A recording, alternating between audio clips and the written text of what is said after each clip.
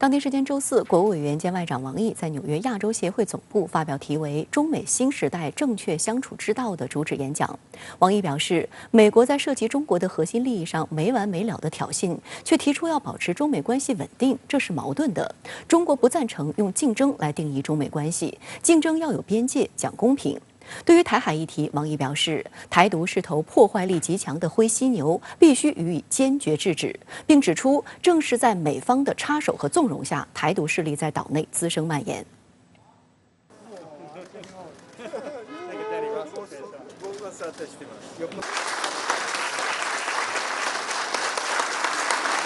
王毅表示，这几年中美关系徘徊在建交后的低谷，两国相互依存的现实被漠视，合作共赢的历史被歪曲，对话沟通的渠道被堵塞。所谓的战略竞争正在以危险的方式定义影响中美关系，给两国人民和世界各国的未来带来巨大的变数。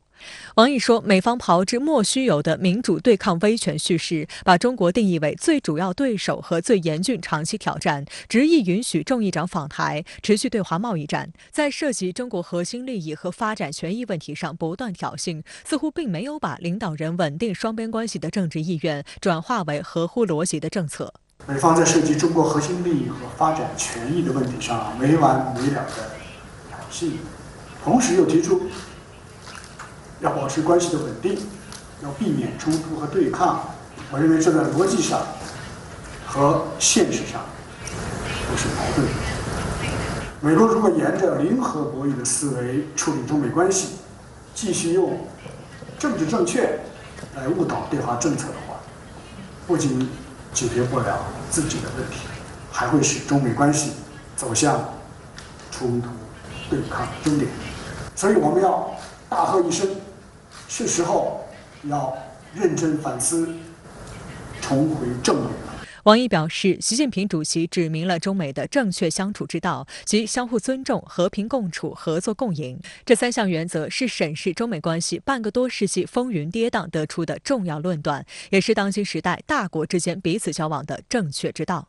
王毅强调，合作始终是中美两国的最好选择。王毅举例称，大家都熟悉华为的例子，对一家100%的民营企业，美国竟然动用政府的力量在全球范围打压，甚至威胁各国不得使用华为设备，否则就将承担后果。这显然不是公平竞争。我们不否认中美在经贸等领域存在竞争，我们也不惧怕竞争。 但是我们不赞同简单的用竞争来定义中美关系，因为这绝不是中美关系的全部，也不是中美关系的主流。同时，竞争也要有边界，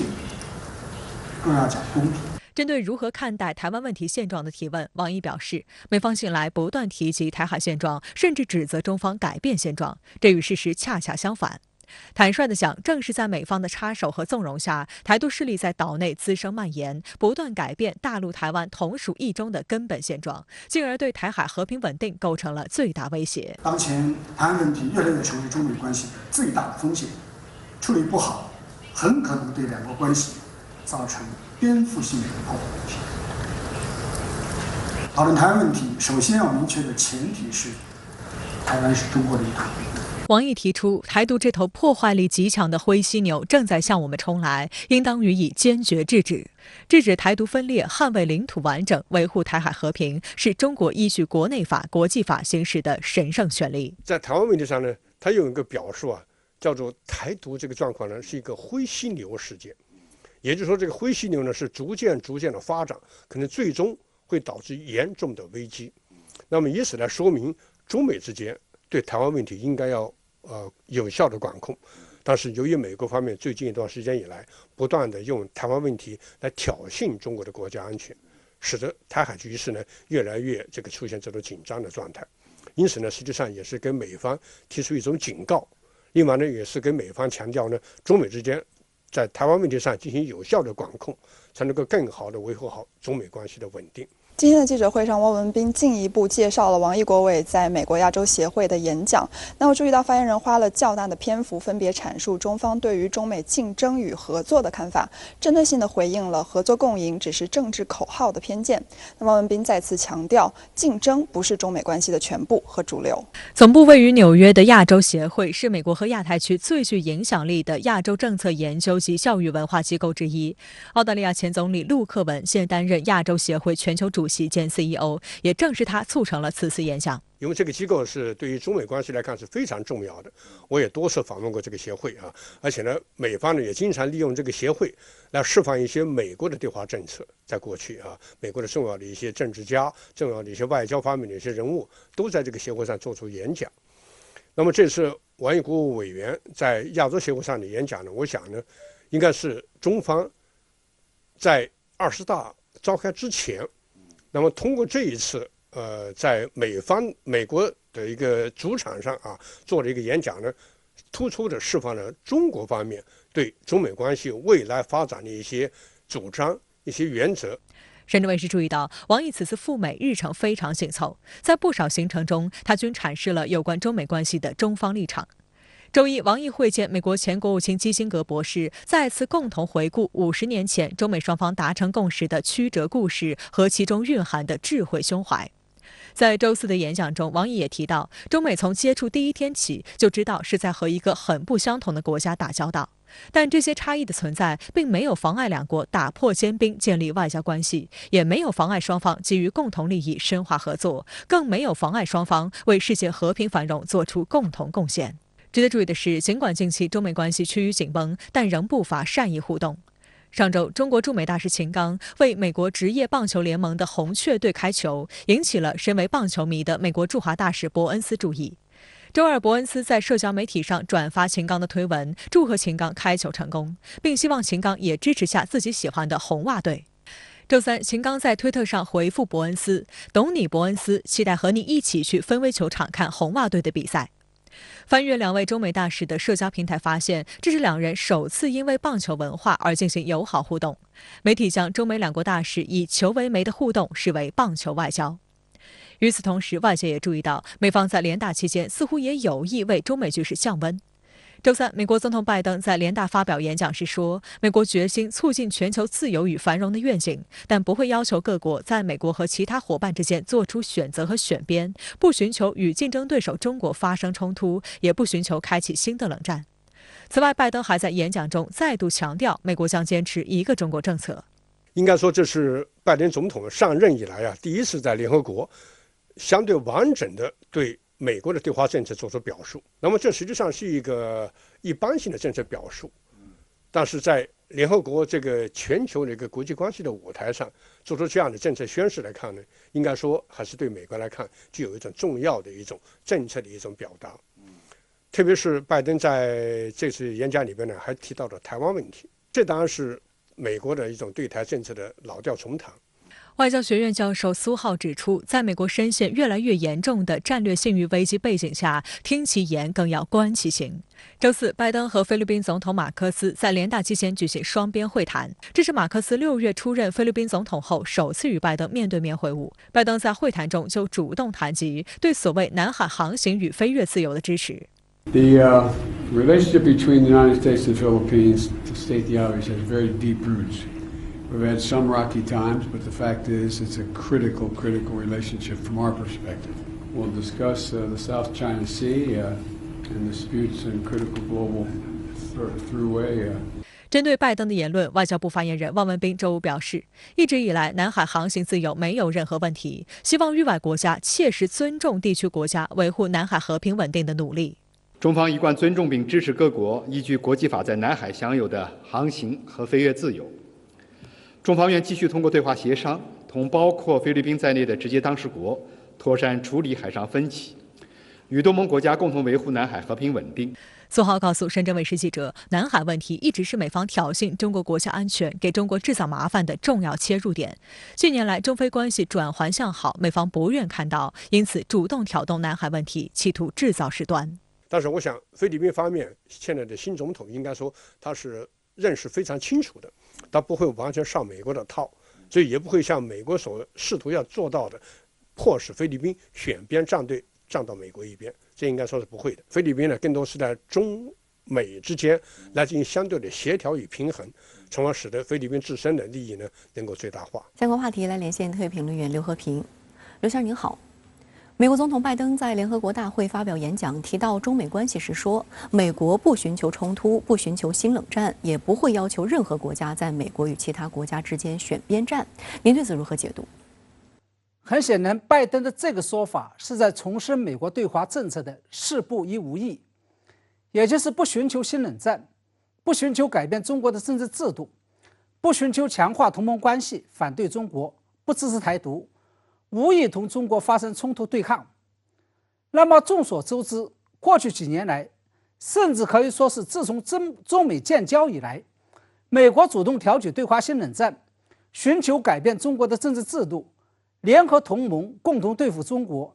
以其明里暗里支持台独，恰恰就是中美之间所有问题的根源。假如美方真的能够说到做到，那中美关系就满天的乌云全部都消散了。不过，不管美方能否做到，也不管美方是否是在说一套做一套，至少从暂时和表面上看来，拜登能够在联合国大会上面这么庄严的场合重申事不一无意，我们就可以把它看成是美方在对华释放某种善意，或者可以说成是美方对华抛出了一个橄榄枝。那么值得注意的是，过去半年来，美国在中美关系的相关运作，明里暗里都跟当前最为紧迫的国际形势，也就是俄乌冲突有着密切的关系。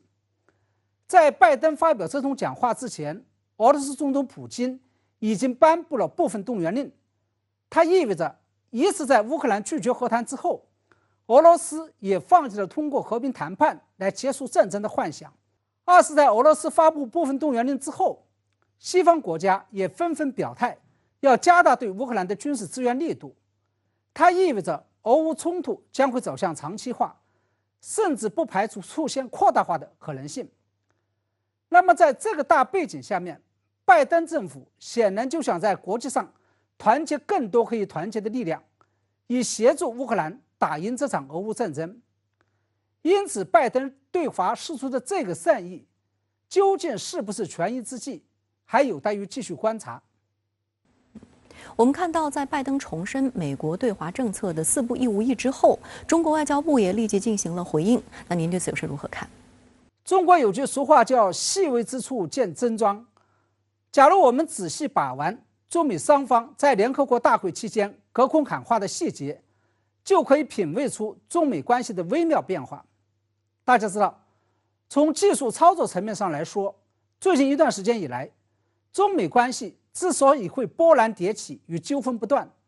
一是因为美方经常出现一阴一阳两套说辞。比如拜登本人多次在面对媒体的时候，都说美国将会军事协防台湾，事后美国白宫与国务院新发言人又都会站出来重申美国的对华政策，也就是一中政策没有发生改变。二是美方经常说的跟做的不一样，表面上说仍然坚持奉行中美3个联合公报中规定的一中政策，但在实际行动上却在不断地加大对台军售的力度，向台独势力发出错误的信号。三是美国白宫与国会经常演双簧，一个扮红脸，一个扮白脸。一方面，白宫经常在台湾问题上为中美关系踩刹车；另外一方面，美国的国会又频频在台湾问题上猛踩油门。我想，这就是中国外长王毅在联大会议期间会说，美方的团队似乎是拿了2套乐谱，并没有把领导人稳定双边关系的政治意愿转化为合乎逻辑的政策的原因。我认为这些都意味着中方已经将当前中美关系出问题的症结归咎为了美方的2套说辞的不统一与言行不一致，并且希望美方能够解决这个问题。从中我们可以看出中方对于改善中美关系的一贯态度。拜登在联大会议发言期间还提到了台海问题，并且说反对任何一方单方面改变台海现状。中国外交部发言人赵立坚的回应则是希望美方回归中美3个联合公报的原点，维护好中美关系的政治基础。您对此又是如何看？首先，拜登的这个说法显然是在批评中国大陆改变了台海现状，或者说的更具体一点，拜登认为中国大陆派舰机在台湾周边进行定期常态化的巡航，是在从军事上改变台海现状。赵立坚奉劝美方维护好中美关系的政治基础，这是在告诉美方，正是因为美方在台湾问题上动摇了中美关系的政治基础，也就是在政治上改变了台海的现状，才有中国大陆在军事上的动作。其次，赵立坚要求美方回到中美3个联合公报的原点，这是在告诉美方，维护台海现状的责任不仅仅是在两岸之间，美方更是责无旁贷。因为美国在3个公报中承认一中原则，承认台湾是中华人民共和国的一部分，才是台海真正与根本性的现状。当前美方企图弱化3个公报的作用，准备用与台湾关系法和所谓的对台6项保证来掏空虚化它，才是对台海现状根本性的动摇。因为它是在虚化一中，甚至在搞2个中国。那么还有就是，美方在中美建交3个联合公报中承诺的美军撤出台湾，不在台湾驻军，以及逐年减少并最终取消对台军售，也是台海安全现状的重要组成部分。当前美国不断加大对台军售力度，以及扬言要军事介入台海局势，无疑也是从根本上动摇了台海的安全现状。当俄罗斯宣布部分军事动员决定之后，西方在震惊之余发动新一轮对俄舆论攻势。美乌跟俄罗斯在联合国大会相互攻击，美国总统拜登联合盟友对俄罗斯大加谴责。欧洲正在酝酿新一轮的制裁措施及军事援助，而俄外长则批评西方已经成为俄乌冲突的直接参与方。中国在联合国总部发出劝和促谈的声音。中国国务委员兼外长王毅周4在纽约联合国总部出席安理会乌克兰问题外长会，并提出4点主张。王毅表示，中方在乌克兰问题上的立场是一贯和明确的，各国主权、领土完整都应该得到维护，联合国宪章宗旨和原则都应该得到遵守，各方合理安全关切都应得到重视，一切有利于和平解决危机的努力都应得到支持。针对当前局势，王毅提出中方的4点主张：一是必须坚持对话谈判方向；二是必须共同推动局势缓和；三是必须切实缓解人道局势；四是必须全力遏制外溢影响。当务之急是当事方尽快恢复对话，不预断结果的坚持对话，把合理的关切纳入到谈判中，把可行的选项摆到桌面上，谈出结果，谈出和平。当天，王毅应约会见乌克兰外长库列巴时表示，作为负责任大国和安理会常任理事国，中方一直致力于劝和促谈，从不袖手旁观，也不火上浇油，更不会趁机谋利。我们始终站在和平一边，将继续发挥建设性作用。王毅说，感谢乌政府和人民为在乌中国人员，特别是留学生撤离提供的帮助和关照，彰显了两国人民之间的友好感情。今年是中乌建交30周年，中方愿以此为契机，规划两国关系下一步发展，弘扬传统友谊，更好惠及双方人民。库列巴表示，乌重视中国的国际地位和重要影响，期待中方为缓解当前危机发挥重要作用。乌愿开展符合国家利益的对话谈判。乌方一贯奉行一个中国政策，支持中方维护主权和领土完整，期待同中方加强在各领域交流合作。美西方官员却继续渲染俄方升级危机。在俄罗斯总统普京周3宣布进行部分军事动员几个小时后，美国总统拜登在联合国大会一般性辩论中发表了将近30分钟的讲话，谴责俄罗斯在乌克兰部分地区组织入俄公投的行为违反了联合国宪章，并声称美方及其盟友将让俄罗斯付出代价。A permanent member of the United Nations Security Council invaded its neighbor, attempted to erase a sovereign state from the map. 拜登称，美国为乌克兰提供的安全援助、人道主义援助和直接经济支持金额总计已超过250亿美元。拜登还称，美国将与其盟友阻止俄罗斯对北约领土的攻击，并希望俄乌冲突在公正的条件下结束。美联社的评论说，在能源危机担忧加剧、美国国会对增加军费持日益质疑态度等背景下，拜登的讲话是试图在全球舞台上孤立俄罗斯的努力的一部分。这种表态其实会直接的转化为行动。那么这种行动最主要的就是对乌克兰的支援但是我也不觉得美国和整个这个西方世界对乌克兰的支援会转向就直接的参与，比如说派兵，比如说直接进行这个干预最主要的还是在支援这方面。美国国务卿布林肯表示，自拜登就职总统以来，美国已向乌克兰提供总计约158亿美元的军事援助。美国《纽约时报》披露，乌克兰总统泽连斯基正在向美国施压，要求美方向乌军提供陆军战术导弹系统。这种射程可达300公里的远程导弹具备攻击俄罗斯领土的能力。但美国官员透露，由于不希望局势进一步升级，美国总统拜登对这一请求依然犹豫不决。英国首相特拉斯周三则在联大一般性辩论中发言称，在我讲话的此刻，新的英国武器正运往乌克兰，我们不会停下来，直到乌克兰获胜。英国是乌克兰的第2大军事援助国。英国首相办公室周二表示，对乌克兰的军事支持可能包括多管火箭发射系统等军事装备。乌克兰武装力量总参谋部此前发布消息称，大约5000名乌克兰军人在英国境内接受了培训，涉及基础军事技能、急救、装备使用以及军事心理学等。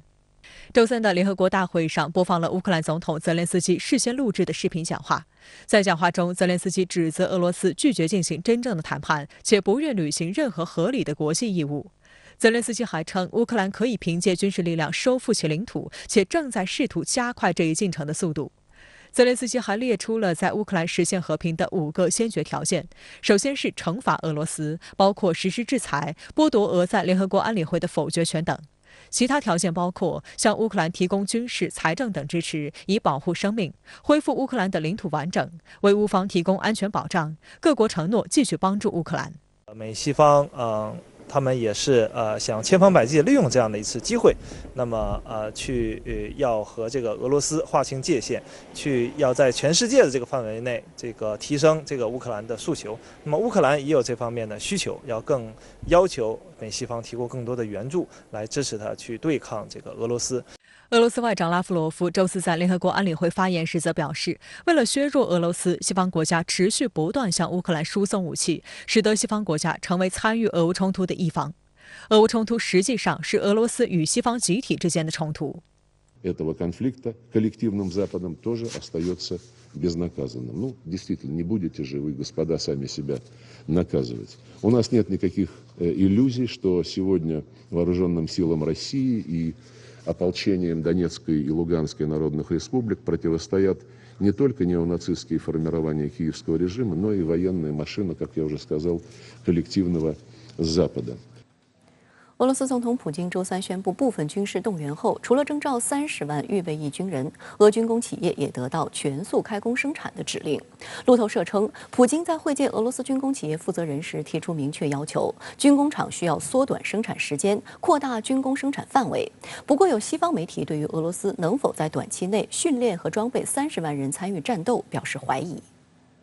路透社周三的报道称，为让俄罗斯武装部队尽快获得必要的装备，俄总统普京要求俄国防工业部门实现100%替代进口，并提高产能和缩短生产时间。但军事产品的生产必须在不影响质量的情况下进行。普京还和军工企业负责人专门讨论了向前线部队供应武器的问题。此外，普京还敦促俄军工联合体研究和分析在乌克兰缴获的西方武器。报道称，普京认为通过研究西方武器的性能和弱点，可以汲取经验并改进俄罗斯的国产武器，这对于提升俄罗斯的能力是必要的。俄卫星通讯社称，俄国防和科技巨头俄罗斯国家技术集团周三表示，鉴于普京宣布进行部分军事动员，该集团将提高军事设备的生产能力。报道称，俄国家技术集团承接了当前俄罗斯40%的国防订单，负责生产军用飞机、直升机、装甲设备、火炮系统、高精密武器、电子作战设备、通讯侦察系统和其他设备。那么一方面是它的各种各样的这种零部件呢，其实是严重依赖于这个西方的供给的。那么当这个冲突激化之后，我们看到了这个很多的零部件是供应不上了，所以他要寻找其他的渠道。那么最保险的渠道就是要自给自足啊。那么另一方面，现在前方的战事还是比较紧张的，所以我们能看到对整个俄罗斯的这个军工装备的这个需求也在不断的上升。但是另一方面也是凸显了俄罗斯还是有这样的一些潜力的。那么只是这样潜力得到发挥的话，还是需要一定的时间。俄媒称，这次部分动员的关键词是有战斗能力。第一批被征召的包括35岁以下的士兵、军士，50岁以下的下级军官，55岁以下的高级军官，60岁以下的上校，以及65岁以下的将官，以及有过服役经验或受过军事教育的45岁至50岁的女性。俄方长绍伊古在周3的国防部会议上就透露，被动员的俄罗斯公民将获得合同兵身份以及相应水平的工资。Мобилизованные граждане будут иметь статус военнослужащих, проходящих военную службу по контракту, и соответствующий уровень денежного содержания. Сотрудники предприятия оборонно-промышленного комплекса получат отсрочку от призыва на период работы в этих организациях. 另据俄罗斯卫星通讯社周四报道，俄罗斯总统新闻秘书佩斯科夫当天在回答目前俄罗斯对乌克兰的特别军事行动是否可以被称为战争的有关问题时表示，在俄方宣布部分动员后，俄对乌特别军事行动的状态没有改变。佩斯科夫还对俄罗斯计划在部分动员期间征召100万人的消息作出否认。据塔斯社报道，俄总统普京签署的部分动员文件中共有10条内容，其中第7条被标注为仅供公务人员查看。为此，有媒体称未公开的第7条内容与可能征召100万人有关。佩斯科夫在接受采访时表示，这个消息是个谎言。不过，西方舆论对于俄罗斯是否能在短期内训练和装备30万人投入战斗表示怀疑。美国有线电视新闻网引述伦敦战略分析公司欧洲和欧亚专家亚历克斯·洛德的话报道称，俄罗斯军队目前没有装备，无法快速有效地部署30万预备役军人。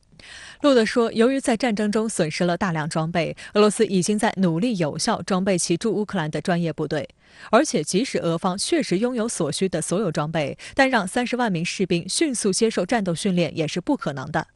洛德认为，召集、训练和部署俄罗斯预备役人员至少需要3个月的时间。这种征召，我觉得在一定程度上，因为是面向的是一些预备役的这样的人员，还是有一定的这种战斗能力的，所以他的培训可能不会像我们常规的想象的那样的有计划，然后有步骤的进行，可能会迅速的就是调往战场去进行这个前方人员的补给。战事方面，俄国防部发言人科纳申科夫周四通报称，俄空天军对哈尔科夫州的乌军第93机械化旅实施打击，并摧毁包括美制海马斯多管火箭炮在内的约20件军事装备。此外，俄空天军使用高精度武器对扎波罗热地区的乌军和外籍雇佣兵临时部署点实施打击，通过大规模火力攻击，迫使赫尔松地区部分乌军撤退。乌克兰武装部队总参谋部当天通报称，乌军在哈尔科夫州库皮扬斯克地区以及顿涅茨克部分地区击退俄军进攻。此外，乌方的消息称，扎波罗热市当天遭到导弹袭击，一些建筑被毁。З-під завалів вийняли 6 людей, одна людина, на жаль, загинула, ще 27 осіб покинули будівлю самостійно. На даний момент ведуться розбор конструкцій зруйнованої будівлі. 此外，围绕国际社会高度关注的扎波罗热核电站形势，俄方周四表示，乌军当天再次向核电站地区发射13枚炮弹，俄军随后还击并压制了乌军火力。国际原子能机构总干事格罗西当天宣布，将与俄乌双方分别对话，以期在扎波罗热核电站设立核安全保护区。此外，俄联邦安全会议副主席梅德韦杰夫周四在社交平台上发文，表示俄罗斯已经宣布，对于新加入俄罗斯的领土，包括战略核武器和新型武器在内的任何俄罗斯武器都可以用于防御。不过，乌克兰总统泽连斯基此前曾表示，不相信普京会在当前的冲突中动用核武器。Ich glaube nicht, dass diese Waffen einsetzen wird. Ich kann es sogar so formulieren. Ich glaube nicht, dass die Welt es zulassen wird. Sonst werden wir Atomwaffen einsetzen. 从这个冲突爆发以来，我们发现梅德韦杰夫他的讲话的这个含义啊，还有内容啊，它是偏强硬的啊，所以这个方面我们需要重视啊，就是看能体现了俄罗斯现在的这种状况，可能他会采取一切手段来捍卫自己的国家安全。但另一方面，我们也要考虑到现实的这种可能性。所以两方面都要考虑，才能综合判断俄罗斯的最终的这个战略的意图。但是不可否认的是，俄罗斯这种强硬的表态之后，其实还是反映了现在这个我们说前线呢这种状态啊是比较焦灼，可能对俄罗斯来讲是相对不利的这样的一种情况。相关话题来连线特约评论员管瑶，管先生您好。王毅出席联合国安理会乌克兰问题外长会，就当前俄乌局势提出4点主张，您对此如何看？好的，主持人。那么，在俄罗斯总统普京宣布俄部分动员令，而且呢，俄在乌克兰控制的4个地区今天起开始实施入俄公投之后，那么俄乌冲突确实有全面激化升级的势头，甚至呢，外媒也在炒作俄对乌特别军事行动不排除升级为全面战争的这样的一个可能性。所以在这一次联大的会议上，俄乌冲突是最大的焦点，没有之一。甚至呢，也可以这样说，俄乌冲突的最终走向关乎国际社会的共同利益，和你我都是直接关联的。昨天，王毅在安理会讲话就特别指出，必须全力遏制外溢的影响，尤其强调不应该滥施单边制裁，更不能让发展中国家埋单。那么，这是在联合国安理会这样一个全球最高的议政平台，真正展现大国的担当，为发展中国家在仗义直言。那么说到俄乌危机的外溢效应，最集中体现在2大全球性危机上，也就是能源危机和粮食危机。实际上呢，整个世界已经并且呢将继续不得不为此来埋单。发展中国家，特别是中东、亚非一些个欠发达国家，那么由于自身的财力与国家治理能力受到的冲击更大，后果更加严重，全面打击乃至扼杀老百姓的生计。那么在一些个极端的情境下，我们已经看到了国家破产、政权更迭的危险案例。王毅昨天在讲话中再度阐明中国在乌克兰问题上的一贯立场，各国主权、领土完整都应该得到维护，联合国宪章宗旨和原则都应该得到遵守，各方的合理安全关切都应该得到重视等等。那么这是俄乌冲突集中反映的几个核心问题。当然呢，这些个关键的问题，他们如何排序、怎样平衡，将最终决定俄乌危机的最终走向。王毅强调4个必须，第一条就是必须坚持对话谈判的方向。那么在当前俄乌冲突面临再升级的危险关头，那这样一个提议尤其具有紧迫性与针对性。值得我们关注的是，就在俄总统发表电视讲话当天，在西方媒体的报道语境中，俄乌冲突到了最危险的升级时刻。但是呢，这2个交战国却罕有的在这一天进行了换球行动。那么根据媒体爆料，换球是在沙特斡旋之下成功进行的。而此前呢，俄乌达成乌方粮食出口协议，也有赖土耳其的居中调停。那么沙特以及土耳其这样的中等国家，对调停俄乌冲突、促成对话谈判办成实事、办成大事，这对包括联合国5常在内的一众大国，当然是很有启发借鉴意义的。危中忧机，关键呢是如何在危中创造机遇。王毅昨天在会见乌克兰外长库列巴时呢，就表示，中方一直致力于劝和促谈，从不袖手旁观，也不火上浇油，更不会趁机谋利。我认为这才是大国该有的样子。如果像有些个国家那样持续的煽风拱火，甚至呢还想借此呢来谋利、大肆售武、来转售油气，那么对抗当然就会越来越激烈，冲突也只会越来越危险。中美外长联大场外会晤在即，那么您对此是如何前瞻呢？这是全球媒体高度关注的一次会晤。今天路透社发自纽约的电稿标题呢，就在特别强调，这是在所谓台海紧张高起之际进行的中美外长会晤。它的英文表述是 Taiwan tensions rise。那么国际社会对此是高度期待的，全世界最重要的双边关系能够借由这样一次会晤释放出稳定性与确定性。确实中美关系沉在谷底太久了，来自美方的冲击几乎是系统性、全局性的。那我也特别注意到，这次王毅参加联大会议并不是访问美国的行程，但是他却在非常繁忙、高度紧张的联大会场内外的一系列的会程的间隙，进行了一连串面向美国政商学社会各界的活动，并且每次参会他都会对中美关系有重要发言，而且每次也都有备受媒体关注的点睛金句，这充分见证他对中美关系的重视与经营。比如在抵达纽约伊始，王毅在和美中关系全国委员会、美中贸易全国委员会、美国商会代表成员进行座谈交流时呢，就系统阐释了中国的5个确定性，其中就包括中国对美政策的确定性，继续加强中美经贸合作的确定性，以及同美方开展多边协调解决共同挑战的确定性。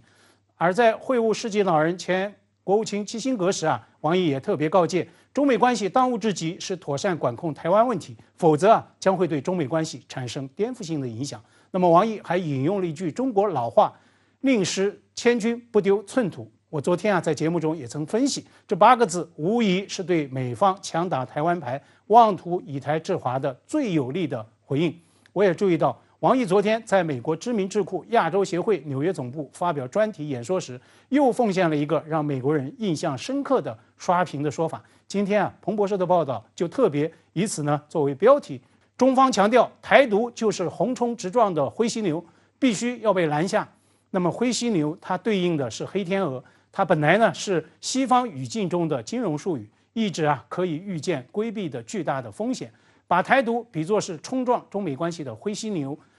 王毅这个妙语，美国媒体、美国人显然都听进去了。可以看到，大国外长在纽约的每一次的对美发声，都在宣示中方就中美关系最核心、最重要，也是最敏感议程的坚定立场，必须阻止灰犀牛的妙语，以及宁失千军，不丢寸土的8字俗语。这些让美国人听得进、记得住的有力表达，相信也会让美国国务卿布林肯先生加深印象。好的，也谢谢管先生跟我们共同在线分享您的观点，谢谢。此次联合国大会期间，金砖国家外长还举行会晤，中印外长都在与会。印度外长苏杰生周3在出席美国高校活动时表示，恢复与中国的正常关系是印度当前外交政策的重点。只有当中国和印度走到一起时，亚洲世纪才会到来。外界注意到，这已经是苏杰生近2个月内第3度做出类似表态，对外释放出何种信号？来看看报道。当地时间周3，苏杰生在美国哥伦比亚大学出席活动时表示，让印中关系回归正常是印度外交政策的重点，找到一种相互包容的方式，符合2国的共同利益。亚洲的崛起取决于亚洲最大的经济体之间的和睦相处，但管控好对华关系并不容易。只有当中国和印度走到一起时，亚洲世纪才会到来。外界注意到，这已是苏杰生近2月内第3度做出类似表态。8月18号，苏杰生在访问泰国期间答问时表示，中印关系很大程度上取决于双方如何协调利益，并强调了亚洲世纪概念，称只有当印中2国携手合作，亚洲世纪才会到来。相关表态获得了中方的积极回应。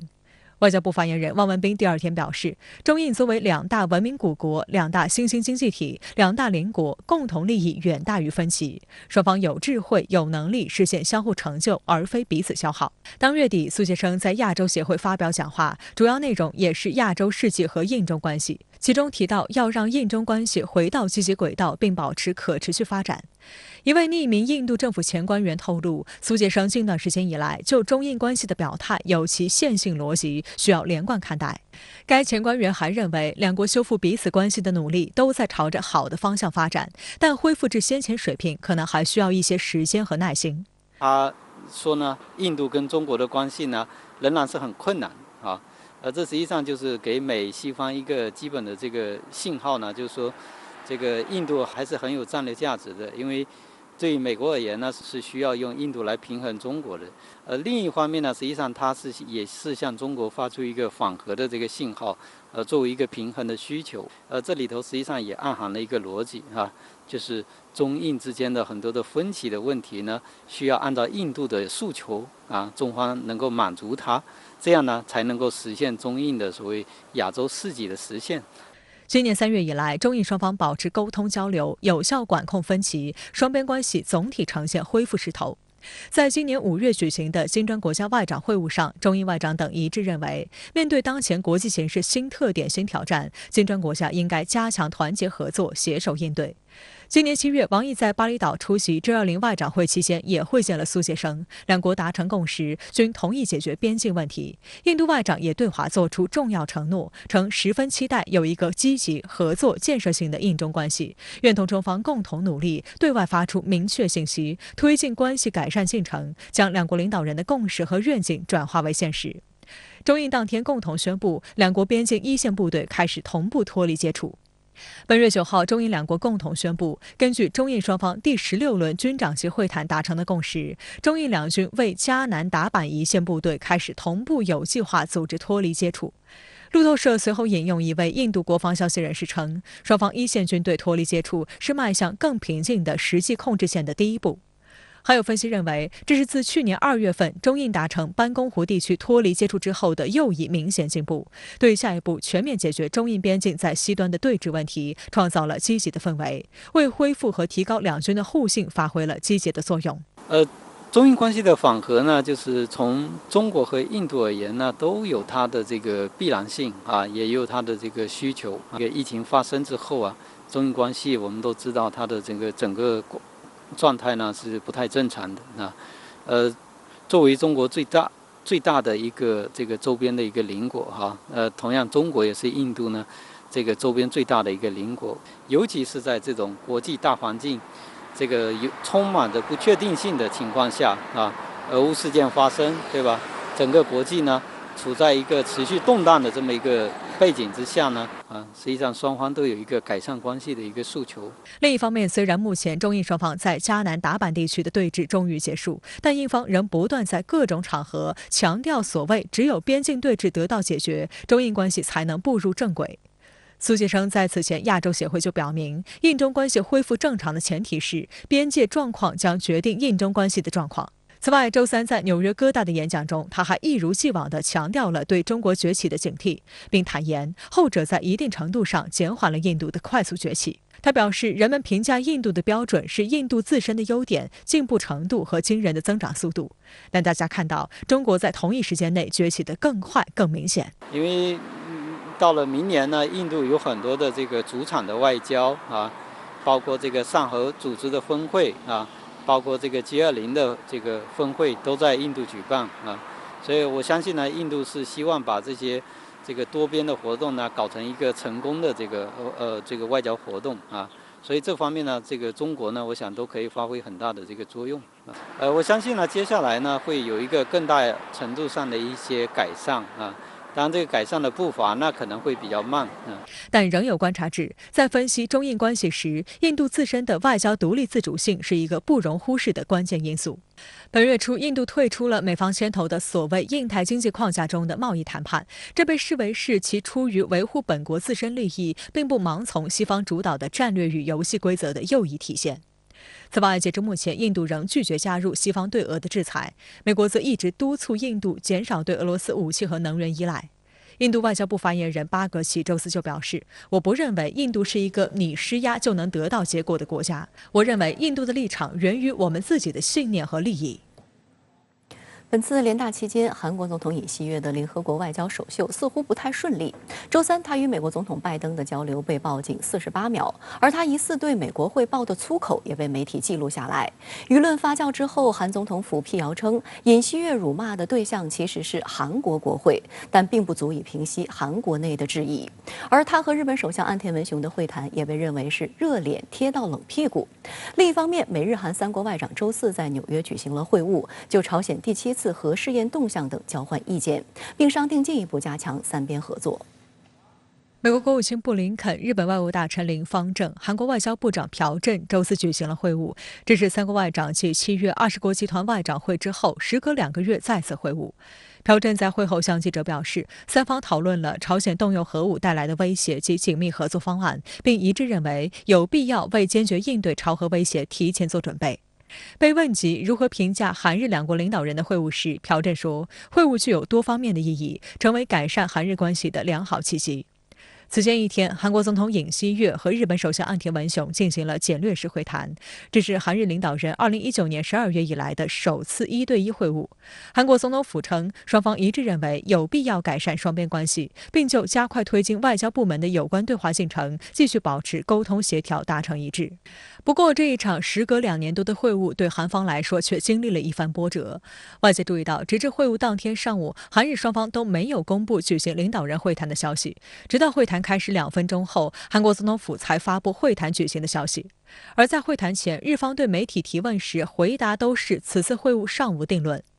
而早在上周四，韩国总统府就曾单方面宣布，韩方已与美日两国在联大期间举行双边领导人会谈事宜达成协议。但日方认为，按外交惯例，领导人举行会谈应同步发布消息。日本朝日新闻周三还爆料称，岸田文雄对此表达了强烈不满。韩国《世界日报》还报道称，韩日领导人会谈的现场甚至没有设置韩国国旗，而日本政府也没有将岸田文雄与尹锡悦的此次会面定位为正式的会晤，而是并不十分正式的恳谈。日本读卖新闻称，日本政府认为，在二战强征劳工问题还难以看到解决前景的背景下，举行日韩领导人会谈为时尚早，所以不是正式的会晤，而是非正式的恳谈。日本内阁官房长官松野博的官方解释是，会晤和恳谈的区别没有严格的定义。由于两国领导人是借联合国大会的机会进行短暂的、没有决定任何议题的接触，所以这是一次恳谈。那么在这个同盟体系里头呢，日本呢，他想扮演那种在亚太地区的一个组织者的角色，所以对日本来讲呢，他需要这个首先解决韩国问题，但是呢，他又不是很着急，他现在要稍微拿着一点呢，要利用尹锡悦的急迫的心情，然后让尹锡悦多做出让步来，这样他才好解决。因为如果韩方不做出让步来，这个实际上韩日关系还是很难前进。同一天，尹锡悦还受邀出席全球基金第7次增资会议，与美国总统拜登等人同台。在集体拍照环节结束后，尹锡悦同拜登进行了简短交流。韩国《朝鲜日报》称，尹锡悦与拜登从握手到对话总共仅48秒左右。而韩方此前曾预告的韩美首脑会谈，也因为拜登要参加国内其他政治行程而取消。对拜登来讲，国内一个经济，完了国际上一个是乌克兰这个危机，还有一个台海问题，这3件事是他很头疼，而在这3件事上，韩国根本帮不上忙，所以在拜登的心里头，现在基本上没有什么韩国的位置。那么美韩之间要做的事呢，都在按部就班的做。也不需要首脑之间谈什么新的东西，拜登心里头觉得真的没什么话可说。而就在尹锡悦与拜登简短互动后，韩媒镜头记录下的一幕，更是让尹锡悦此次联大行被顶上风口浪尖。尹锡悦爆粗口，迅即引发巨大争议。韩国总统府周四晚间辟谣称，尹锡悦所说的国会并不是美国国会，而是韩国国会。另外，脸上无光指的也不是拜登，是说韩国政府自己。韩总统府高级官员还表示，总统为了国家利益而不辞辛苦之际，因为这种事就被形容成外交惨剧，对此深表遗憾。有分析认为，时下尹锡悦政府急着提升韩美关系，改善韩日关系，但步子走得太急了。在迎合美国意图方面，尹锡悦执政以来不断兑现其在竞选期间提出的建设全球枢纽国家的承诺，将外交第一要务锚定为巩固韩美战略同盟。在支持率持续低迷的背景下，尹锡悦也希望借韩日关系改善来凸显外交成果。经济因素是尹锡悦政府急于改善韩日关系的重要驱动力之一。而在半岛问题上，尹锡悦政府之前抛出的政策基本石沉大海，所以急着依靠美国拉拢日本，增加对朝威慑，这些都导致韩国当前外交政策走形面临风险。